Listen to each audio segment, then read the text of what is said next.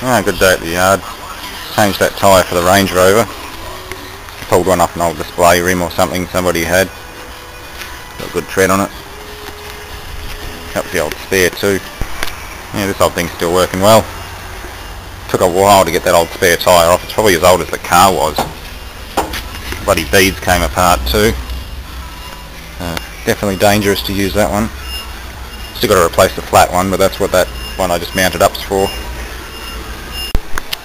Yeah, these old Jag wheels that I got off Brad for scrap don't even have safety beads on them.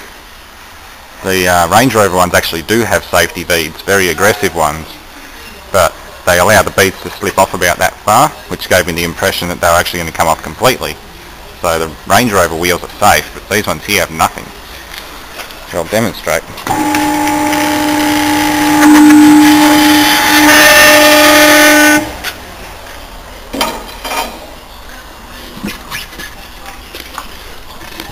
As you can see, that's smooth. There's nothing there. And this tyre's definitely stuffed. Look at the other side. Just hook it over like so. And step on the go pedal.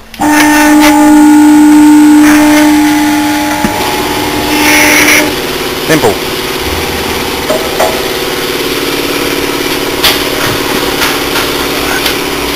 And it's full of water. Yep. Very old. Alright, well that was a reasonably productive day. I got a new, or decent second-hand tyre mounted on this spare rim for the Rangey. It actually feels like rubber, unlike the old tyre which was like plastic. So I'll probably swap that out with it, or put the steely with the old, or the old Defender steely on it, and just use that for squashing things. I found an old Xbox 360 that had probably been sitting in water for a while, so I might try and flatten that. I don't normally touch Hyundai shit, but I felt like, I don't know, I need an engine to cut up and do a cross-section of.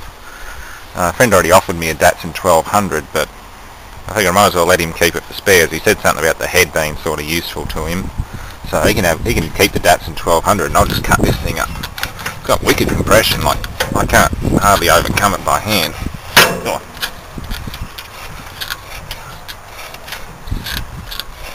No, you can't turn it by hand. Which is pretty good. Every cylinder. It would run again, but again I need ECU, injection harness, fuel pump and other crap. They pinched the water pump. Timing belt's in there though. Harmonic balance is loose and there. ECU would probably need signals from some of these sensors. There'd be ignition packs. I think that'd probably trigger the ignition. There'll be a hall sensor and a magnet on the end of the camshaft. I'm pretty sure that's the ignition trigger. MS50001. Yeah, it's just not worth mucking around with car engines like this. You need so much crap to get them going. It's got a mass airflow, or sorry, no, it's got a throttle position sensor, but it probably also need a mass meter, unless there's something in there.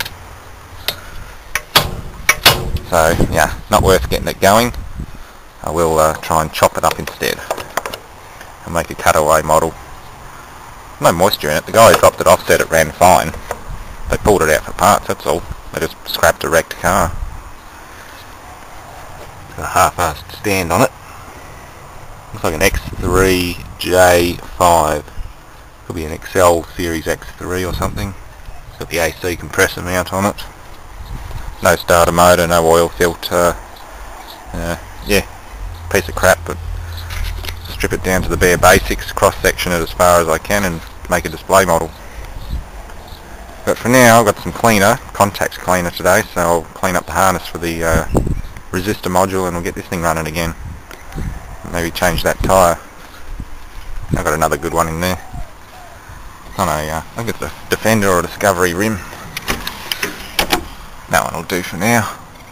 It's old and cracked, so it won't be going on road either, but it'll stay up long enough to flatten a Xbox 360. Maybe even an old window air conditioner, or sorry, a inverter air conditioner indoor unit if I get sick of looking at this one. Lots of crunchy plastic. Well, let's see what horrible nastiness comes out of it when I put some of this on it. This stuff's good. It's a degreaser and a contact cleaner and moisture remover. Yeah, it's a bit hard to see, but yeah, black shit. Typical. Yeah.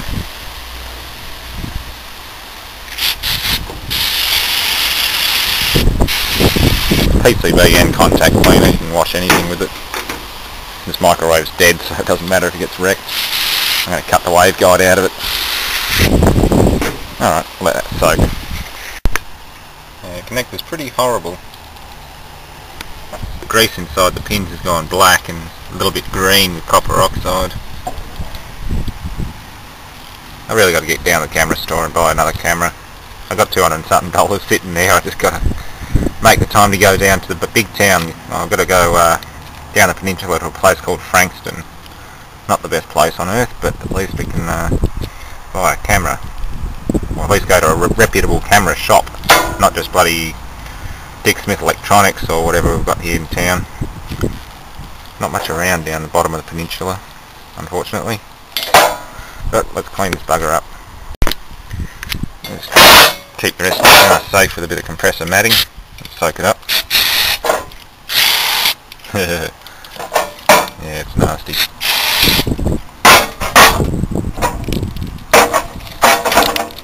Fine. Keep it up.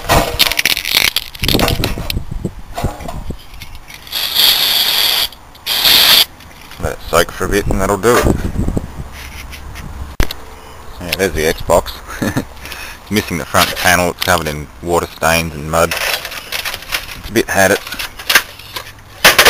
Since I just realised it has some weird power adapter plug on it, not a bloody straight DC or 240 volt input. I can't even run the thing. There's no adapter with it. So I don't care if it's got the red ring of death or whatever. This is going to get the Range Rover of death. So let's get this thing running first, and then I'll do a separate video on the Range Rover of death. She seems to do quite well. Got it warmed up, working alright. It does stop every now and then. I'm thinking that's because of the the ignition lock. Brad was saying playing with the ignition it actually cut out. Just move the key slightly. I think with the mass of my other keys on it, it was cutting out during the little Xbox bit, which you'll probably see very soon. But sensor's complete and working now. Just take a quick drive, just around the backyard.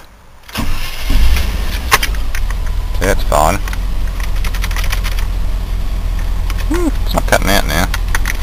There is a point where it does, it's just dropping the coil or something.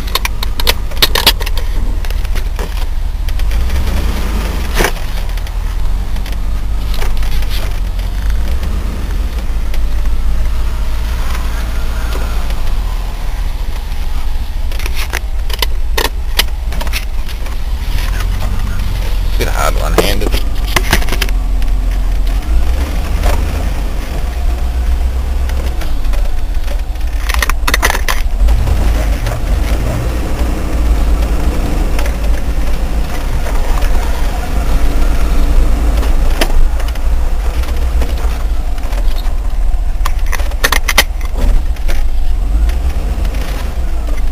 I'm losing that front tyre very quickly. It's getting a bit awkward. Come on, old girl.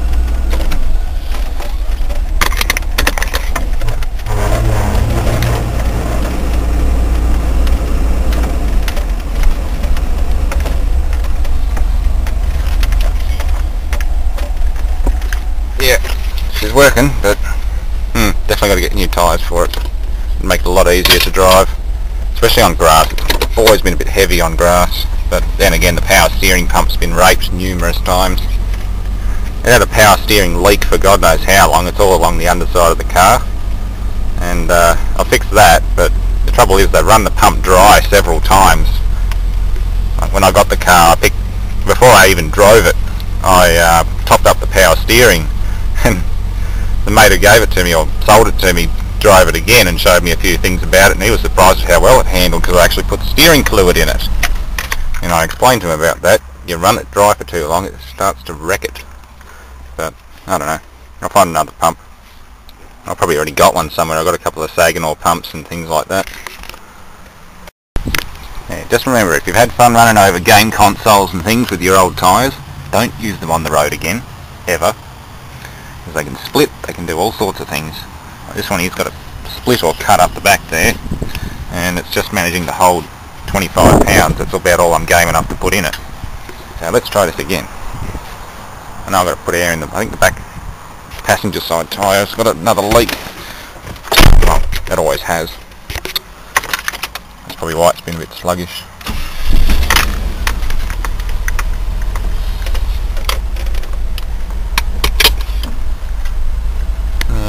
Idle's a bit iffy.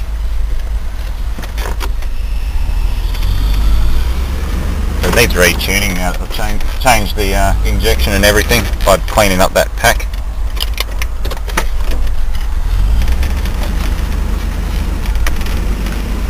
Yeah, I can feel the coil dropping out now, or something. Damn you, Mr. Lucas. Bloody electric crap.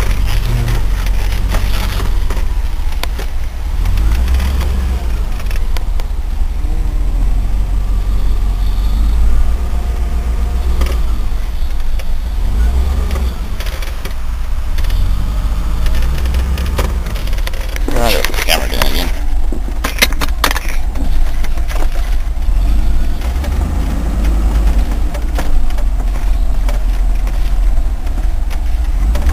Just make it under the clothesline.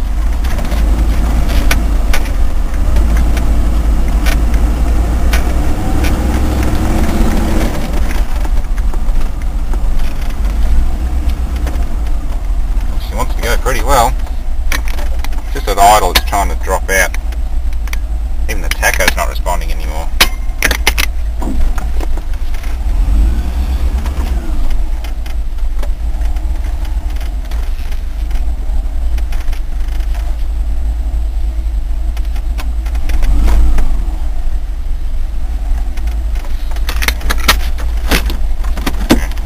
I don't know why I keep trying to put the park brake on, it doesn't work anymore.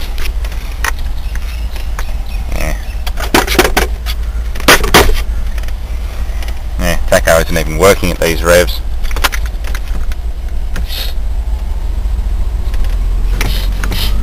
Yeah, change the vacuum and it changes again. That's just pumping the brake booster. Huh. Idle air control maybe.